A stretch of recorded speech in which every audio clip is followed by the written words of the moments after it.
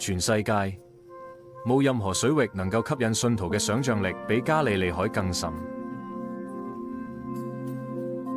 耶穌嘅大部分事工都沿住加利利岸邊發生。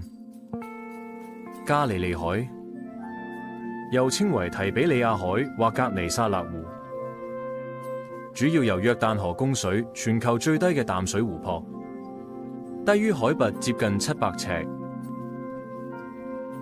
僅次於死海。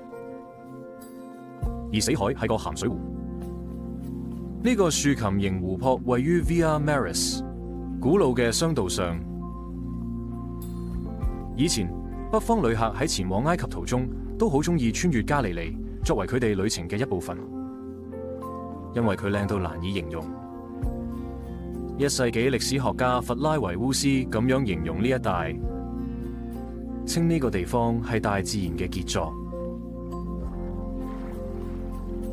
呢片茂盛嘅加利利海就係耶穌傳道事工嘅主要舞台。耶穌呼召咗西門、安德烈、約翰同雅各，佢哋放低咗漁業生意，成為耶穌嘅門徒，就喺加利利岸邊。加利利海雖然景色優美，但亦都可以瞬間變成洶湧嘅風暴。強風會沿住東西山脈穿過加利利，令湖面翻湧不停，造成龍捲風般嘅現象。更猛烈嘅係由東北戈蘭高地嘅山丘上嚟嘅風，對漁民造成可能致命嘅威脅。所以古人相信地獄嘅惡魔就住喺湖底，佢哋會隨時攪動湖水，對喺湖面嘅人作出傷害。喺福音書入邊，其中一次風暴嚟襲嘅時候，耶穌正在喺船上瞓覺，巨浪威脅要讓船翻側，門徒嚇到失魂，佢哋慌張咁叫醒耶穌。耶穌坐起身，佢直接同暴風講嘢：住咯吧，靜咗吧。暴風即刻平息，門徒都感到非常驚奇。佢究竟係邊個？連風同浪都聽佢話。佢哋咁講。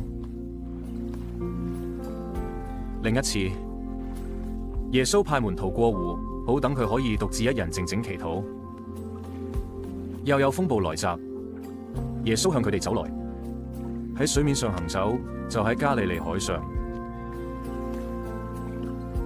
耶穌嘅另一個神蹟同加利利海直接相關，發生喺湖嘅東岸。耶穌曾乘船前往嗰度，去嗰度傳道，途中遇上一名男子，佢體內被一大群鬼附身。耶穌將嗰啲鬼趕走，俾佢哋進入附近嘅一群豬裏。佢哋即刻跑落陡峭堤壩嘅一邊，衝入湖裏，最後溺斃。而家加利利海依然好似第1世紀咁靚，佢嘅山丘同山谷都冇變過。耶穌曾經嚟到呢一個寧靜又有時會起風嘅地方，宣講天國嘅信息，醫治受傷嘅心靈，釋放被囚禁嘅人，平息風浪，同埋我哋人生中面對嘅風暴。直到今日，耶穌一直堅持咁樣做。